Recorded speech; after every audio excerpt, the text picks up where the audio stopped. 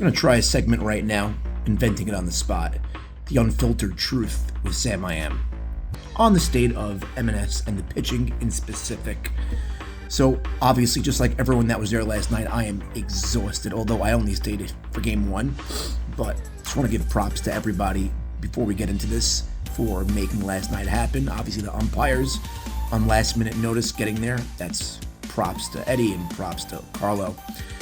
Also, both teams. I know we made the call after the tornado warning at 7 o'clock, and there were a few casualties, like Bernie Pindeck wasn't there, and there was a few almost bumps in the road. Jimmy threatening, not showing up, but, he manned up and sacked up and came. But all in all, last night's start time after 10 o'clock, never happened in league history, and the fact that everyone hunkered down and stayed till 2 a.m., that is something special. It really is. It's special. No other way to put it. Thank you, Max, for taking over for me for Game 2. It allowed me to wake up pre-shachlit and go to Daf Yomi this morning, so you get partial schut on that. Live feed was awesome. Loved everyone in the booth. Loved Mr. and Mrs. Saban. Loved Momo coming late. I loved Uri. I loved Saka and company. Whoever I'm missing, I'm sorry. I'm just tired. But let's go back to the point at hand. The pitching in this league. There's different echelons. We have King Solomon's got Yitz Sutton. He's an ace. We saw what he could do. Obviously, he doesn't know the difference between week one and the World Series, and he might show up at 8:15. He might show up at 7:30, and either way, he's going to pitch well. But that's Yitz. He's great. Vandalay Industries, we didn't see yet their new pitching situation with Salim, but it'll be a strike thrower. But I can't see him making a difference on the mound. But throw strikes, that's all they want, a chance for the defense to make plays. Longhorns, Maxi Deed, great. He's, one of the best, if not the best. Bananas, Edmund Beta, champion last year. We already know he's an all-star pitcher in this league for years already. You're getting out of Edmund, that's a good thing. Kaboom. A.B. Saka the last few weeks looking like an ace, really. The pitches are moving, fastballs there, location, movement, making guys pop up. It just looks really good, A.B. overall. Thundering Hooves, we have Thundering Hooves pitcher Eddie Harari, that's right. Eddie Harari looked good also. I only saw the live performance, but again, you're not going to get a crap performance. And then staying alive last night. We had high hopes. We really did have high hopes for Salah Assis. But I think he issued like 12 or 14 walks in one game, and props to him. It was mentioned in the captain's chat. A lot of people in that scenario, after they're pulled off the mound, they just throw in the towel. He actually was game, play shortstop, play the outfield, so, good on him. I think Mellis going to award him another opportunity, but Richard Levy's knocking on the door. That's actually a name to watch. He's going to be, wanting to pitch, obviously, whenever. It's actually good that Melech has Richard on the roster, and good he didn't trade him, because not only mop-up duty, he's backup duty. He may even be a starter, who knows? Because Saul's got to figure it out. You can't generate all the speed with your arms and without having a plant foot, without following through. And I know Saul could do it. I've seen him do it with that double tap, as Jimmy was saying, but he has the talent. Got to learn how to throw strikes. That's the key. Throw strikes.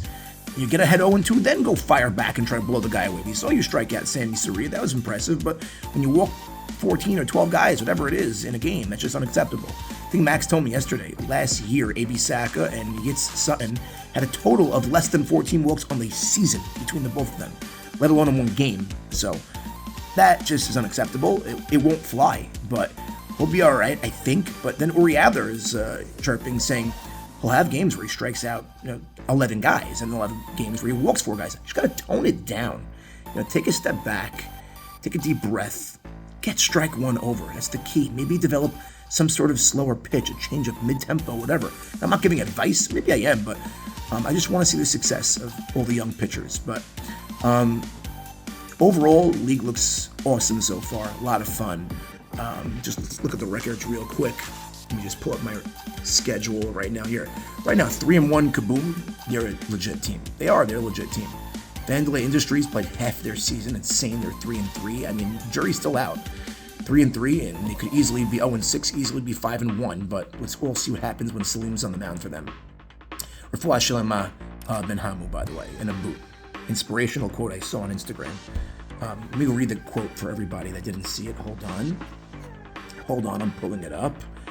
The quote is as follows. 1 second. It's gonna work because I'm looking for it and I'm stalling and I feel bad. Here it is. The quote said, "Stop making excuses and hustle for the life you want." Yes, I love that quote. Anyway, back to, was it worth the wait? I think it was. It's a great quote. Hold on. Back to the state of the league. We'll pull up that window that I had open. Here we go. So we have Vanguard Industries 3-3, Staying Alive 1-1. I mean, we don't know what we're going to get out of them. Salah is going to be the guy. Is Richard Levy going to get opportunities? They only played once, so thank God we got last night in. Now everyone has officially played. Thundering Hooves only played once, 1-1. Longhorns, 1-1. We're still early in the year. Nothing really happened yet. King Solomon, 1-1. And the Bananas are 0-2. So a lot of season, a lot of schedule to go. Pumped for the season, by the way. Last night was just, the vibes were immaculate.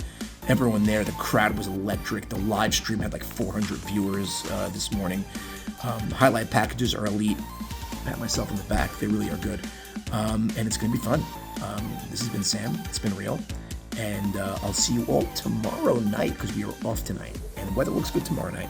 Tomorrow night's on the schedule. Let's see who's on the schedule. Yes, I'm a little all over the place right now.